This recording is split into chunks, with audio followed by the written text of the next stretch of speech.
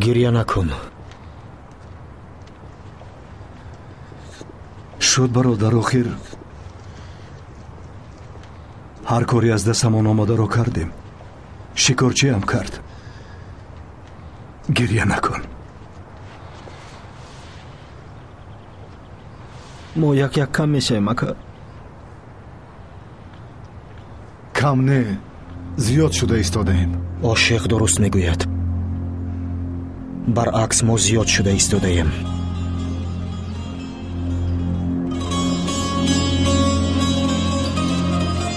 کور دریلی رفت کم شده مگر.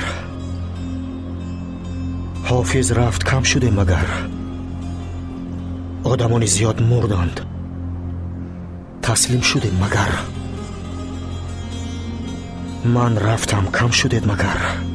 برعکس شیر برای مبارزه بردید.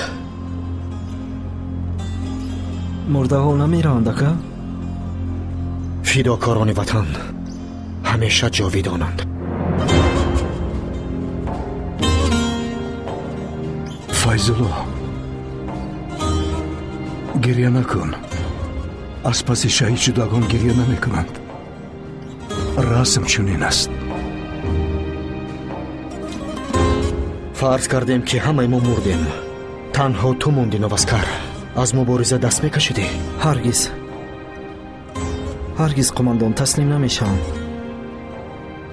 تا آخرین دم نفس مبارزه میبرم. البته مبارزه میبری. بیا تو رو به دانشگاه حربی برم، به آموزشگاه حربی برم. هزاران سربازان را در آنجا تیار میکنند. هزاران نفر را. خدا را هزار بار شکر. نه تنها سربازان، بلکه پروکورورها، دکتران، حقوقشناسان، مهندسان، آموزگاران، پلیس ها، تمام کارمندان استخبارات هم در همینجا اند. ما بسیار هستیم، ولی از پس همان باز میلیون ها نفری دیگر هستند. البته ماتم بگیر، ولی هیچگاه ناامید نشو. فهمیدی؟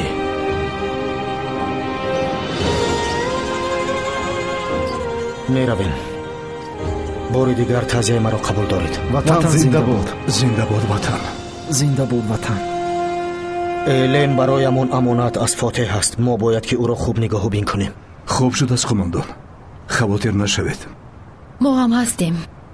اعلام رو تنها نمیگذاریم. ما هم هستیم.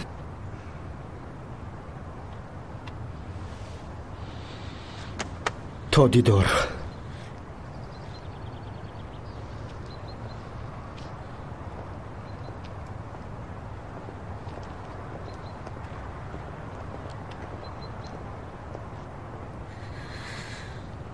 هر وقتی که تو رو غمگین میبینم دلتنگ میشوم.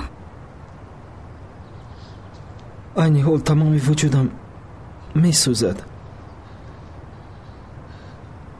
وقتی به استاد آمدم گفتم که من پدر میشوم.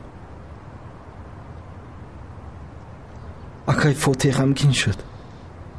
چطور من پای نبردم؟ چی رو؟ چی شد؟ تو نمیدونی مرواردم. چی رو نمیدونم؟